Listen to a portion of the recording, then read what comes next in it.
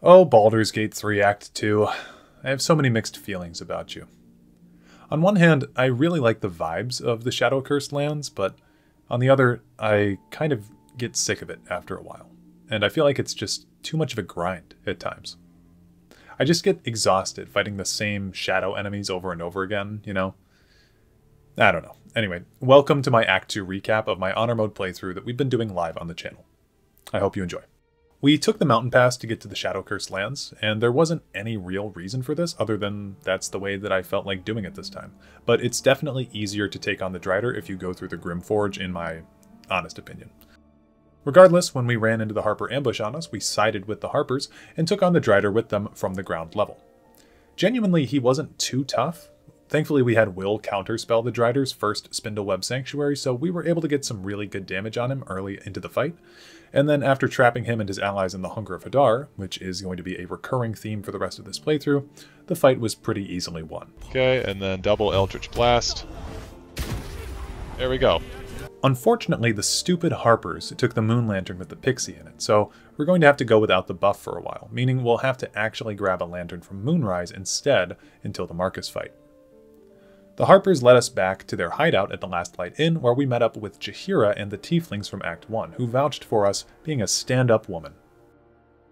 Upon earning Jaheira's trust, we talked to Quartermaster Tali in Last Light Inn, and we got some major gear upgrades with the Cloak of Protection, Shield of Devotion, the Yuan-Ti Scale Mail, and the Mighty Cloth, which we can use on all of our NPCs.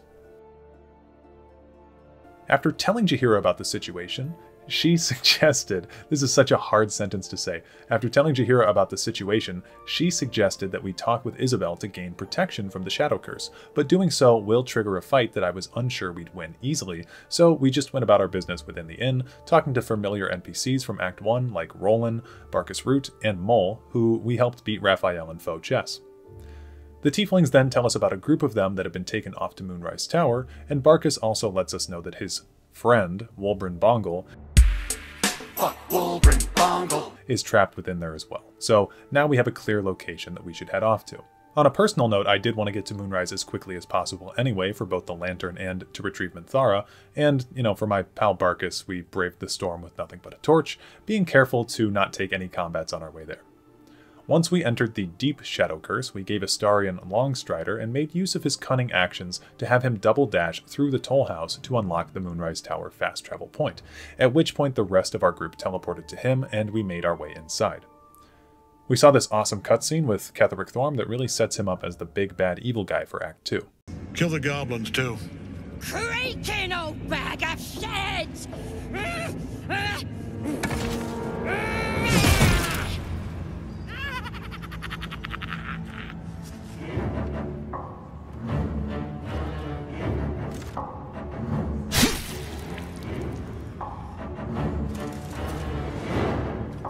I'm so sorry, my lord. She's an unbeliever outside my control.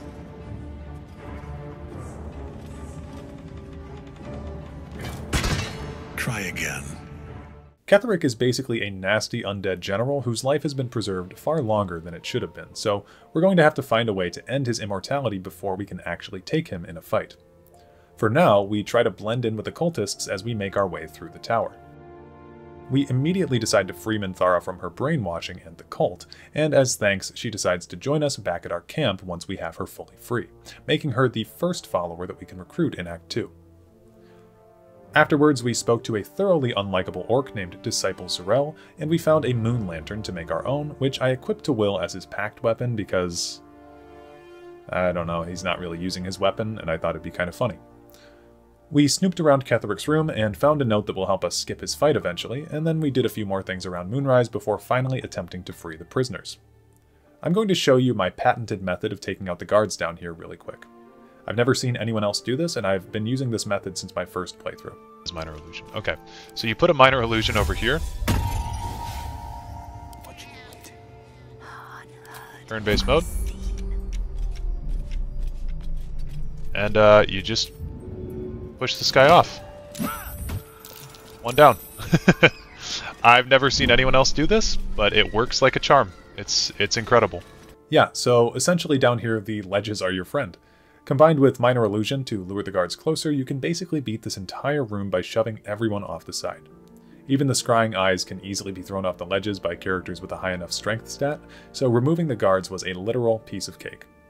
We do, however, want to kill the Warden traditionally, though, since she has the Spellcrux necklace, an imperative item for Shadowheart in Act 3, and you can't loot it off of her if her corpse is within a chasm.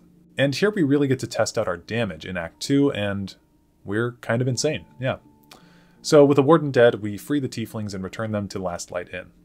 Once the prisoners are safe and sound, we make a mad dash to Ketheric's crazy relatives throughout the Shadow-Cursed lands, who have all become corrupted perversions of themselves from ages past. We start out with Garangoth Thorm, I think is how you say her name, and she's the Tollmaster. Well, all that you need to know about her is that she requires gold. I require good. We gaslit her into thinking that we're the new Tollmaster, sent to replace her, and we melted her brain so hard that she literally exploded. So there we go. I require gold. No. I pay it back. Okay. Then she just fucking explodes. All of these fights with the Thorms can actually be skipped through dialogue, and they all kind of suck as boss fights anyway, so we're going to be doing a lot of persuasion checks here. One Thorm down. We quickly save Roland to reunite him with his family, and we move on to hang out with Thorm, Thorm, the coolest of the whole family, as far as I'm concerned. Clank, go back down, wet your whistle, tell your story. Now, Thorm is literally so fat and overflowing with weight that making him drink just a bit more of whatever that stuff is in his barrel will make his fat belly explode. It's awesome. We sit at his bar and chat with him about our deeds from Act 1, blowing his mind with the tales of our victories. Not in the same way that we got Garangoth, but still. Obviously, we didn't really talk to him about what happened to Halsin, though. After a few pints, Thorm's stomach couldn't take it anymore, and What's gonna happen? Am I gonna blow up? No, worse! It'll go right to your thighs! My thighs? And then you blow up! Yep, he exploded. 2 Thorms down. The final Thorm relative, Malice, resides in the House of Healing, so we seek him out there. On our way, we rescue Arabella for the second time, and after telling her about the fate of her parents, who perished in the darkness, we invite her back to camp for safety, because we're a stand-up woman. We find Malice Thorm doing some medical malpractice that's almost certainly outlawed by the Geneva Conventions, and we find out that he's teaching a lesson to a group of nurses with him. Malice wants us to sit down so he can demonstrate his craft on us, but we insist that his nurses aren't ready, and that a good way for them to temper their skills would be to use their scalpels on each other. Absent sisters, acquaint yourselves. It is a proud moment when one sees one's teachings so lovingly taken to heart. The good doctor then invites us back up again to become his test subject so he can show us how a master does it, but we gaslit him into making himself the test subject, and he, unfortunately, doesn't explode like his other relatives, but he does stab himself right in the eyeball and insta-kill himself, which makes him the 3rd Thorm down.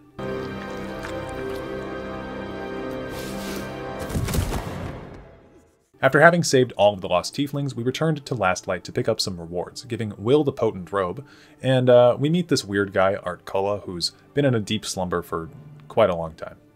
We found his loot on Malice Thorm's corpse, and we played a few notes to wake him up in a feverish state. He tells us about a lost boy named Thaniel, and that the only one who can save him is a druid by the name of... Halsin. Oh no. A druid by the name of Halsin. Yikes. We break the bad news to him, and Art gets really sad about the whole thing. And yeah, I am too, Art, because without Halsin's quest being available to us, we'll miss out on some essential experience points that'll get us up to level 10 by the end of Act 2. I needed to take a break, so I talked to Shadowheart back at camp after this, and I've actually never done her romance before, so I decided to go for it since my relationship with her was so high. Since we missed out on the Tiefling party from Act 1, we missed her initial cutscene, so she asked me if we could go back to the Act 1 wilderness to get the cutscene. While we traveled back to Act 1, I decided to go on a thieving spree with Astarion. We pickpocketed almost all of Dareloth's inventory in the Myconid colony. We took some stuff from Blurg, but not too much because he's the homie. And then we robbed Aaron from the Emerald Grove, who actually decided to fight back against us once we were caught, and we had to kill him. The funniest part to me is that none of this broke my oath, but freeing a prisoner of war did back in Act 1. Oh well.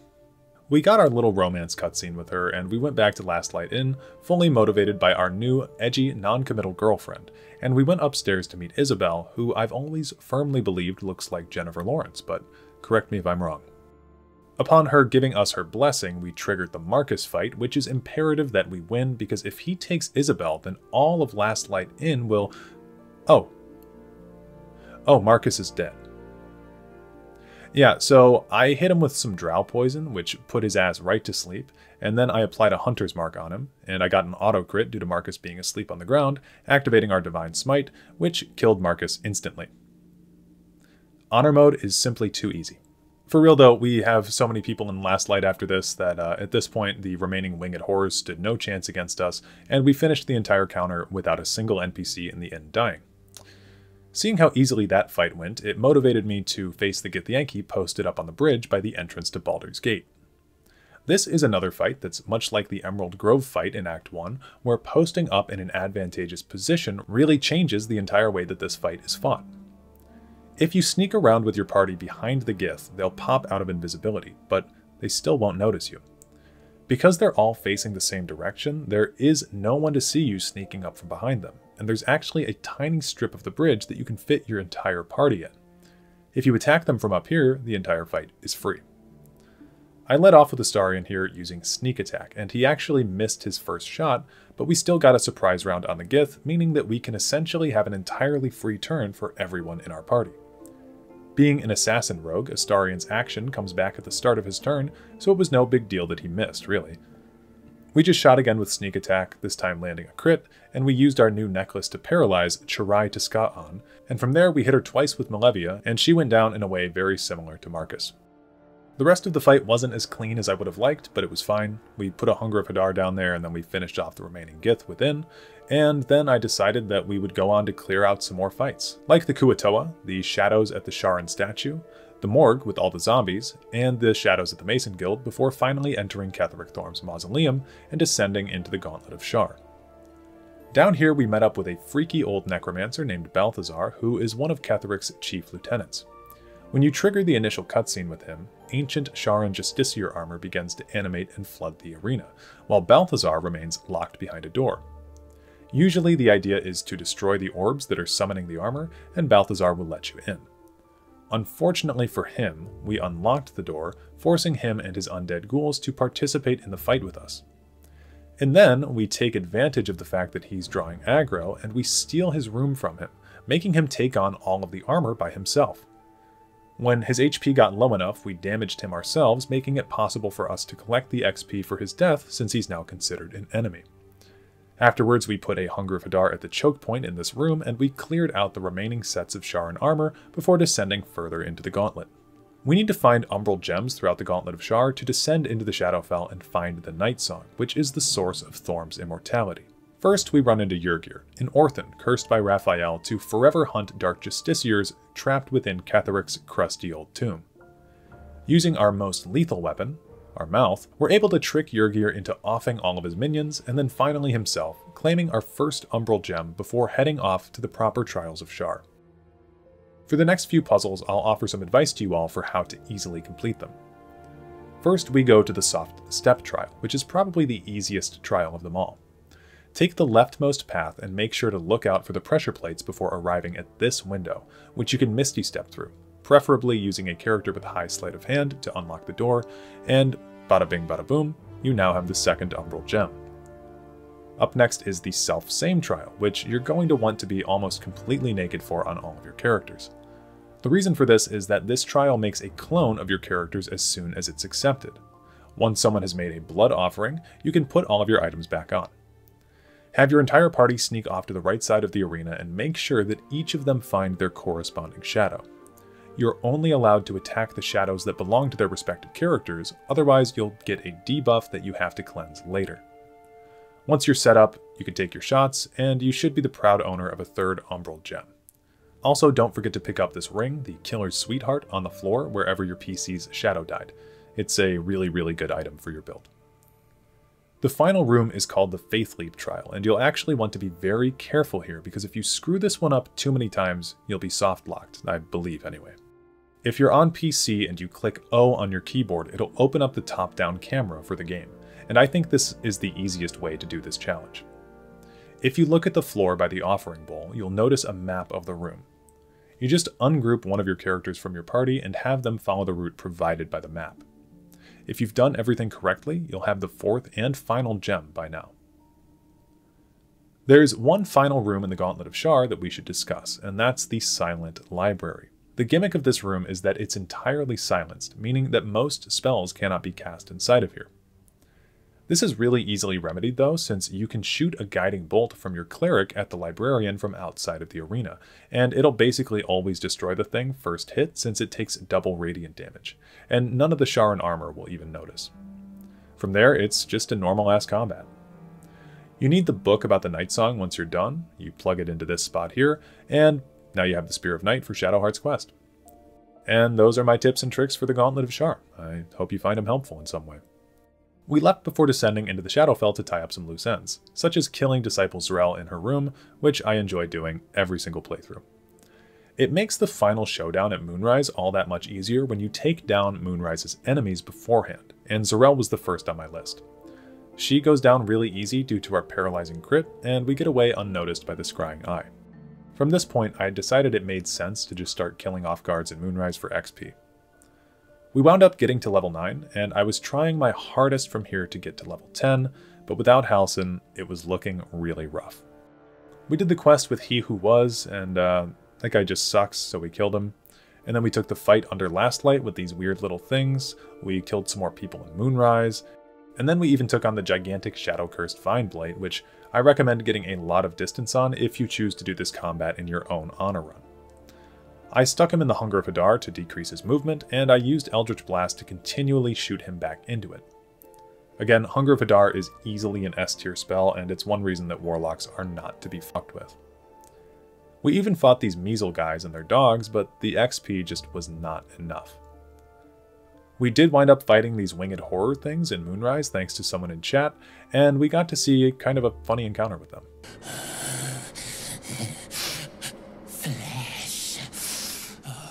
And finally, after all of that shit, I thought it was about time to find the Nightsong and get this show on the road. We let Shadowheart follow her heart, and she chose to spare Dame Aylin's life, which is good news for us, since she's really necessary for the Ketheric fight.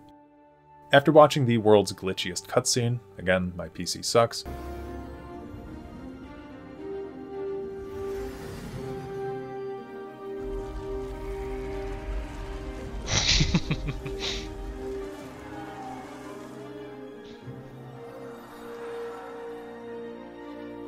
Isn't this the coolest cutscene, guys? we meet Jaheira at Moonrise Towers, and the fight is super simple. We have her join us on top for the final Ketheric encounter, because the more people the better.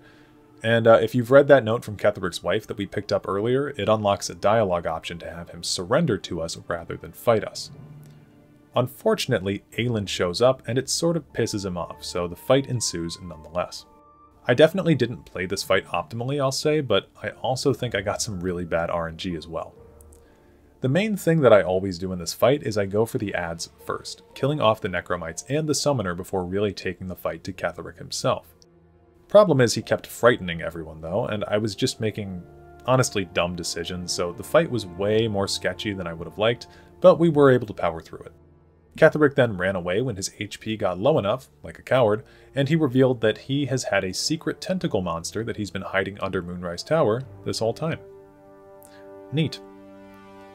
We follow him down, and we figure out that this place is actually a Mind Flayer colony beneath Moonrise, and we begin taking every combat down here that we can in an effort to get to level 10. We found us, the Intellect Devourer from way back on the Nautiloid, and they're now available as a permanent summon. We also found and freed Zevlor and Mizora, and she gave us a really cool weapon because we had Will down here, and we also passed a speech check with her. We weren't quite able to make it to level 10 before the fight, so I just had to huff my copium and enter the arena anyway.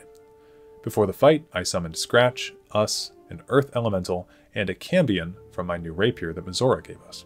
From here I granted aid and Longstrider to each one of our new party members, and I doled out a few potions as well before getting down to face Ketheric once more. We figured out that Ketheric was in cahoots with 2 other people, and they have control over an Elder Brain at this time, which they've tricked everyone into thinking is a god named the Absolute.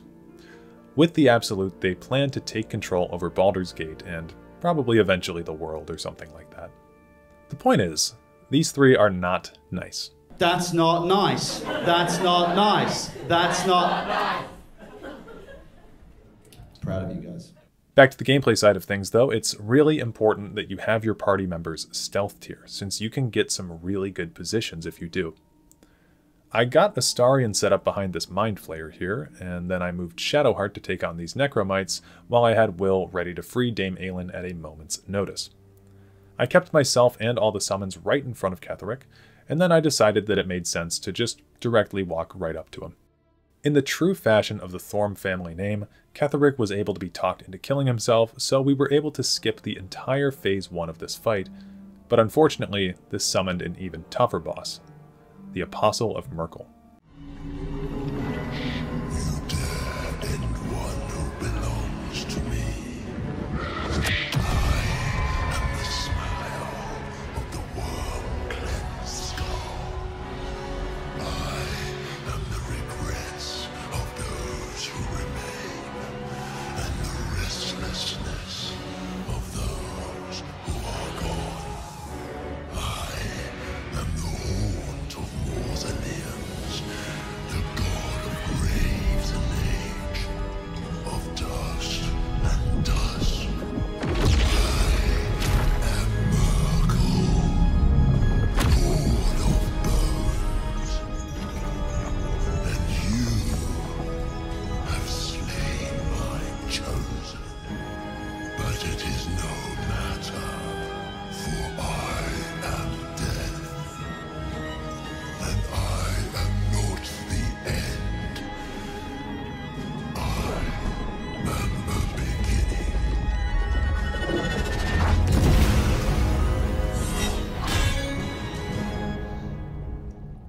This fight was more a battle of attrition than anything else thus far.